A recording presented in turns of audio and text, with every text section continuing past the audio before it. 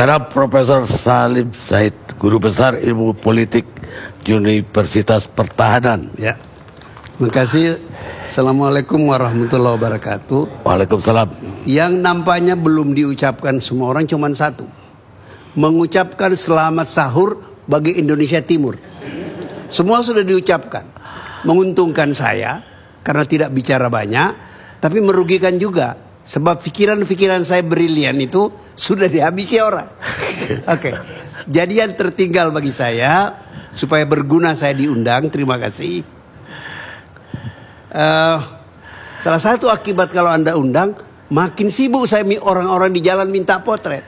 Oh ya? Rupanya program ini sangat terkenal, sehingga tukang jual pisang pun di Kebayoran kemarin minta potret. Dari mana? Karena dia nonton ILC. Kalau saya muncul di channel lain itu mereka tidak peduli. Kalau di ILC itu ditonton orang. Jadi itulah sayangnya kita baru terkenal setelah tua. Coba lagi muda.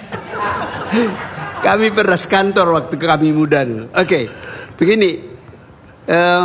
Saya hanya tebang pilih saja. Sekarang saya mau kembali kepada yang baru saja dijelaskan oleh Pak Agus. Yang 100% saya setujui soal TNI. Kasihanlah, TNI itu jangan diganggu-ganggu lagi. Kita berpikir sederhana saja. Teror itu adalah peristiwa pelanggaran hukum. Itu sama saja nyopet, sama saja dengan nikam orang dan ngebom orang. Cuman gradasinya berbeda. Oke? Kalau teror itu sudah mengancam keselamatan negara, maka itu presiden bisa mengerahkan TNI. Dan TNI itu hanya bisa digerakkan oleh pemerintah, oleh elected politician. Ini istilah yang disenangi oleh Pak Agus.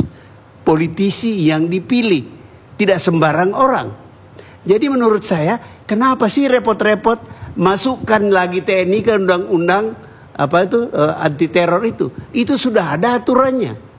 Nggak perlu lagi repot-repot. Malah tambah repot. Nanti kalau polisi bersama polisi dan TNI timbul lagi soal TNI, polisi itu kan pernah jadi partner juniornya TNI di dalam ABRI. Marilah kita berpikir bahwa sesuatu tidak berubah secara cepat. Sisa-sisa itu masih ada. Apalagi kalau ini berurusan dengan menangkal bom. Orang-orang Kopassus, orang-orang pasukan-pasukan khusus bilang, masa menghadapi berapa teroris saja sekian orang dikerahkan, siarkan TV segala macam. Itu bisa menjadi masalah di dalam organisasi di mana mereka berada. Jadi biarkan aja mereka terpisah. Biarlah yang mengatur itu otoritas sipil. Jadi saya merasa rugi kita kalau dicampur-campur begitu. So kita hanya menciptakan potensi persoalan. Begitu. Tidak banyak lagi yang mau saya katakan, tapi ada satu hal yang mendasar yang mau saya katakan. Marilah kita semuanya sadar, ribut-ribut ini, reaksi terhadap bom, tekanan kepada percepatan pembuatan undang-undang, ini tidak lepas dari kita menghadapi Pilpres. Dan latar belakangnya harus ditarik ke belakang, terutama dari keributan yang timbul di sekitar Pilkada Jakarta. Jadi ini soal politik. Kalau kita tidak menyadari itu, kita tidak ngerti persoalannya. Lebih jauh lagi, yang saya mau katakan, persoalan kita ini sebenarnya persoalan panjang yang kita tidak mau sadari. Ini adalah persoalan yang dihadapi sekarang ini, terutama yang menyangkut tadi 200 kiai ini akarnya adalah ketika negeri ini lahir, ada debat diskusi mengenai negara ini berdasarkan apa. Pancasila itu kan hasil kesepakatan, tapi sebelumnya ada. Dan apa yang ada itu tidak cepat mati, tidak cepat habis. Dan apa yang terjadi sekarang itu harus dimengerti dari konteks itu. Barang siapa melupakan sejarah, dia akan dihukum mengalami kerugian-kerugian, korban-korban yang berdasar dari terjadi kedua kalinya. Kalau Indonesia udah berkali-kali, bukan kedua kalinya lagi. Nah itu persoalan kita. Coba pelajari. Saya pernah memberikan pidato akademik di Sekolah Intelijen Negara waktu wisuda. Saya bilang, persoalan Indonesia ini tak seorang pun pemimpin kita yang belajar sejarah dengan benar. Bung Karno kan bilang jangan jas merah. Dia sendiri tidak mempelajari sejarah. Jadi tragedi kita adalah pemimpin kita itu tidak tahu sejarah. Seandainya Pak Lukman Hakim, Menteri Agama ini orang baik loh. Saya bersahabat betul, tahu betul. Tapi kayaknya beliau tidak belajar dari sejarah. Orang-orang ini Islam, terutama para kiai, pada ulama, itu punya trauma panjang. Dikontrol oleh Orde Lama, oleh Orde Baru. Jadi meskipun Pak Lukman bermaksud baik, mendata itu mungkin siapa tahu dia mendata niatnya untuk kirim hadiah lebaran, bisa loh. Ya. Tapi yang pertama menjadi soal bagi para kiai ini, para ulama, para dai itu adalah pengalaman trauma masa lalu.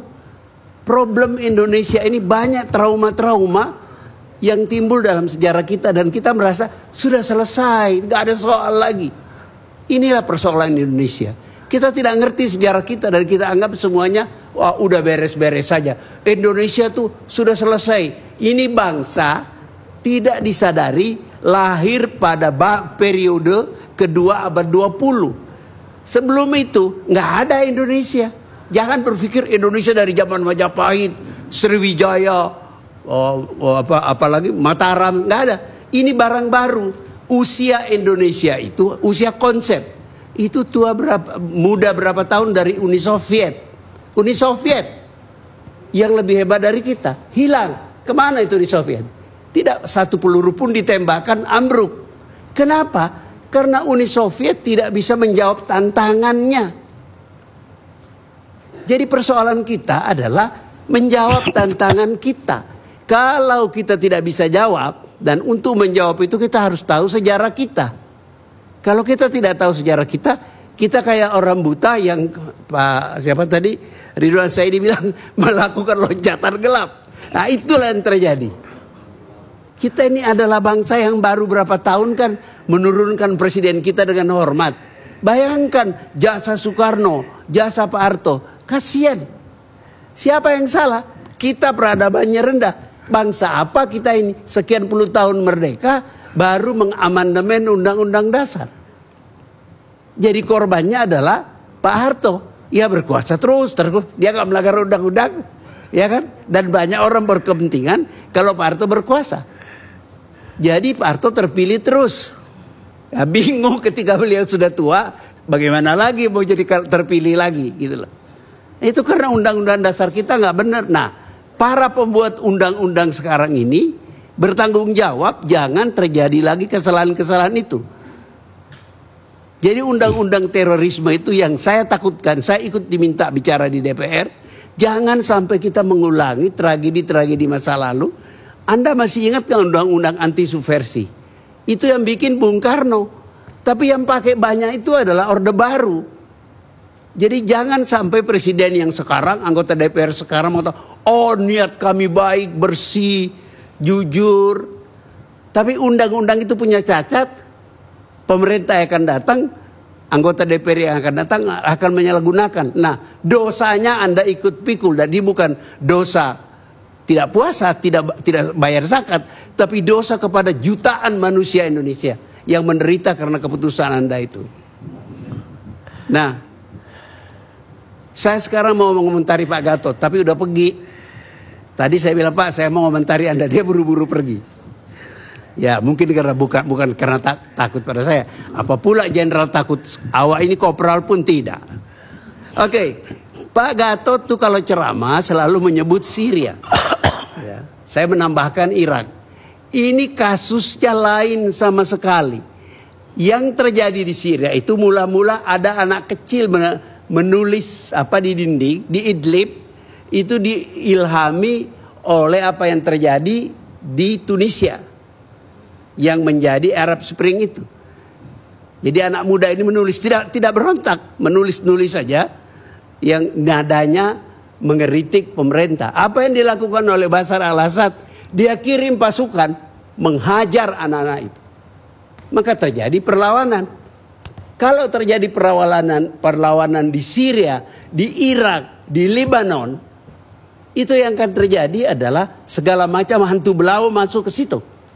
Ada hantu belau dari Moskow yang dulu besar, sekarang merosot, menggunakan kesempatan ini untuk masuk.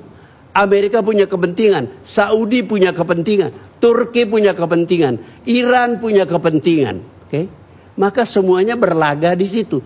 Kesalahannya adalah Bashar al-Assad tidak mengerti itu, atau tidak sadar akan itu, bahwa dengan dia menembaki dia punya warga negara yang tidak bersenjata, dia mengundang kekuatan lain untuk masuk. Nah, kita harus belajar dari sana. Apa yang harus kita pelajari adalah untuk mengerti soal teror ini bukan soal bom, bukan soal peluru, bukan soal pisau. Ada masalah, ada akar yang dalam sejarah kita. Kalau kita tidak mau mengerti itu, kita anggap sudah beres. Indonesia sudah selesai, tidak ada masalah menjadi Indonesia, berproses menjadi Indonesia. Ya kita akan kacau nanti. Jadi yang mau saya katakan, dengan tafsiran saya sendiri, saya mengulangi ucapan Bung Karno, apa tadi itu, jas merah. Jangan sekali-sekali meninggalkan sejarah yang beliau sendiri tidak lakukan. Marilah kita lakukan dengan baik supaya tidak terjadi kekacauan-kekacauan. Itu saya kira pesan yang paling penting malam ini. Marilah kita sadari bahwa proses menjadi Indonesia itu belum selesai. Masih gampang terjadi keributan. Uni Soviet tidak pernah selesai menjadi Uni Soviet karena pemerintahannya otoriter. Even Amerika yang berproses lama menjawab tantangannya masih bisa memilih orang kayak Trump. Kira-kira seperti itu. Ya, mudah-mudahan saya mengakhiri dengan mengucapkan terima kasih. Assalamualaikum dan selamat sahur.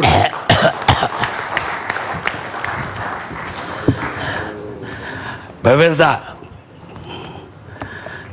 kesimpulannya menarik supaya DPR dan Presiden undang-undang anti teroris dibikin dengan hati-hati agar tidak dipakai oleh rezim berikutnya. Pemirsa, untuk mengakhiri malam ini saya akan mengutip, wahai orang-orang yang beriman, taatilah Allah dan Rasulnya dan ulil amri, dalam kurung penguasa di antara kamu. Jika kamu berbeda pendapat, kembalilah kepada Allah dan Rasulnya. Dan itu kalau kamu beriman kepada Allah dan hari akhir, itu yang paling utama bagimu dan paling baik bagimu. An-Nisa 59. Kita ketemu ayat yang akan datang.